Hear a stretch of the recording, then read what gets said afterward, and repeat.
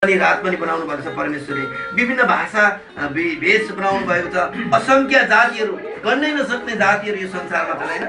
असङ्ख्य जातिहरू, विभिन्न रीतिहरू छन्। हाम्रो विभिन्न तरिकाको रीतहरू छ। अहिले जस्तो तरिकाले हामीले यहाँ अर्पण गर्दैछौँ, विभिन्न रीतिहरू उदेकले भरिदिन्छ यो मन मेरो। गर नगर ईश्वरको प्रशंसा, सम्पूर्ण हृदयले उपासना, मान्छेको सबै भिन्नता मेटिन्छ अब ख्रीष्ट येशूको आगमनमा भनेर यस भजनले हामीलाई सिकाएको छ। सबै कुराहरू अनि मेटिँदछन्। किनभनेदेखि एक दिन हामी दुःख गर्छौँ, खेतोका आलीहरू, चराचुरुङ्गी, पशु प्राणीहरू भन्दा भन्दै एक दिन यो संसार छोडेर जानुपर्दछ। हाम्रो आत्मा जुन दिन स्वर्गीय जाँदछ त्यतिखेर परमेश्वरसँग रमाउँदछ भन्ने कुरा हामीले सुनेका छौँ। बुझ्यौँ यो भजन। अब हामी छोटो अब एउटा भजन सङ्ग्रह पुस्तक पढेर हामी प्रशंसा गर्नेछौँ।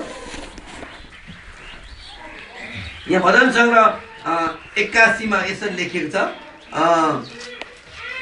आपस भन्ने व्यक्तिको भजन हो यो। परमेश्वरको निम्ति आनन्दले गाओ, उहाँ हाम्रो शक्ति हुनुहुन्छ। उच्च स्वरले याकुबका परमेश्वरको जय जयकार मनाओ भनेको छ। अनि हाम्रो परमेश्वरको चाहिँ उच्च स्वरले जय जयकार मनाउनेछौँ। आउनुहोस्, यो समय हाम्रो विजय ज्वाइना दिँदछ। यो तपाईँहरू बस्दा पनि हुन्छ।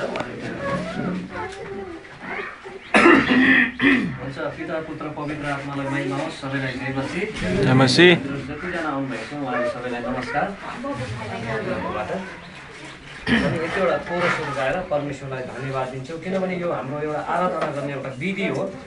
त्यस कारणले गर्दाखेरि हामीले यो विधिलाई अप्नाउनै